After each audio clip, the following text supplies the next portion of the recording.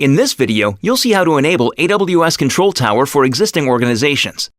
With AWS Control Tower, you can govern and manage your organization's accounts, apply security guardrails across accounts, and monitor compliance for new and existing accounts. Before you enroll your existing AWS account into AWS Control Tower, please ensure that you have completed the prerequisites from the documentation. To get started, navigate to AWS Organizations. AWS Organizations is an account management service that enables you to consolidate multiple AWS accounts into an organization that you centrally manage. To further simplify the management of your accounts, you can group them into one or more organizational units, or OUs, and administer them all together. Here you can see the existing accounts that are part of this organizational unit. Let's view the accounts in the Workloads organizational unit. We'll preserve the structure of these existing OUs and accounts when we set up Control Tower. Let's navigate to AWS Control Tower to begin setting up the landing zone, which will serve as the home for this organization and its accounts.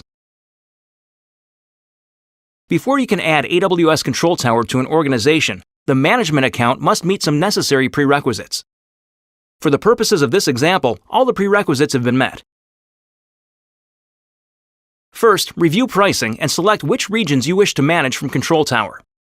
If you need to add regions later, you can do that in the Control Tower landing zone settings. Next, configure your organizational units. By default, the top-level OUs are named Security and Sandbox. Next, configure your shared accounts. Notice that AWS Control Tower uses the management account from the existing organization. The Log Archive account is a repository for logs of API activities and resource configurations from all accounts in the landing zone. The Audit account is a restricted account that gives your security and compliance teams read and write access to all accounts in your landing zone. Let's provide email addresses for the Log Archive and Audit accounts.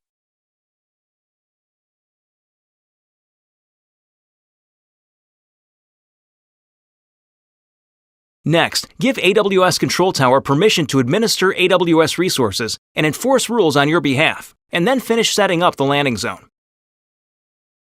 This process can take up to an hour or more to complete, depending on the size of your existing organization and the number of accounts it contains. When you set up the landing zone, the accounts added by AWS Control Tower become part of your existing AWS organizations. As a result, billing for the accounts is also integrated into your existing organization.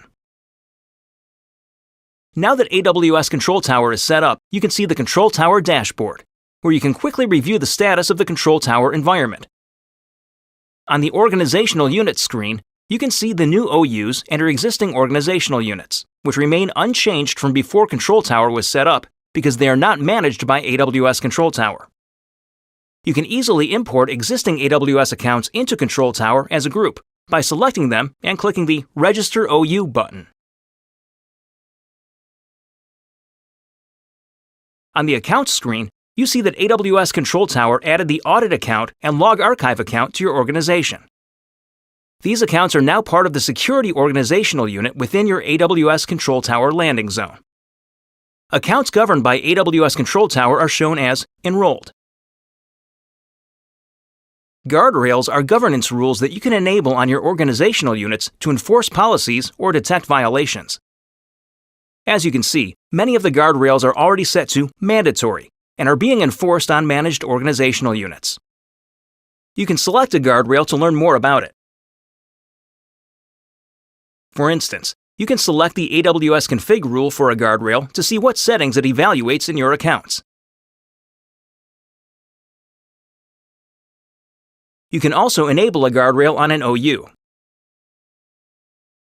Choose the organizational unit and then enable the guardrail. The time it takes to apply guardrails depends on your environment, including the number of accounts in the organizational unit. Now that the guardrail is enabled and AWS Config has had time to evaluate it, let's check the AWS Control Tower dashboard to review compliance. Here you can see that the custom organizational unit shows as non-compliant.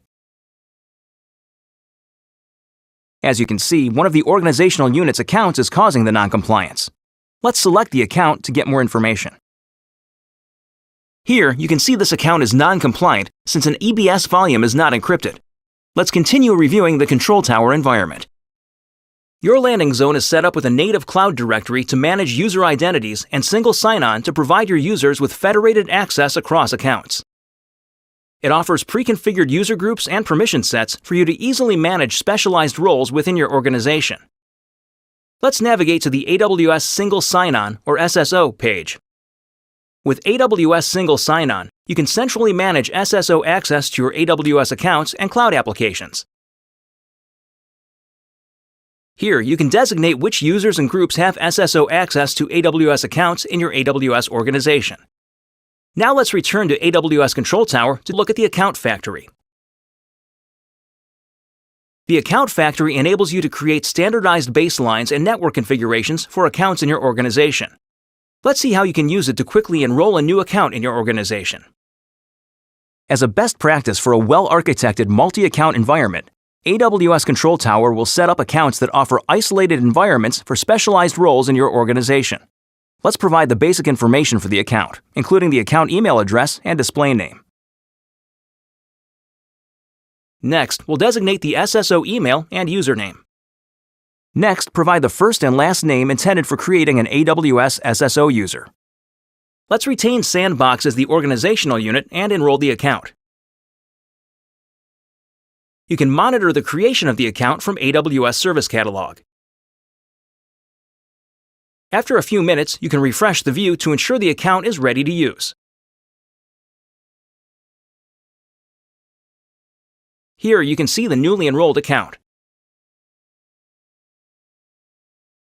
New accounts are automatically set up with all the guardrails applicable to its organizational unit.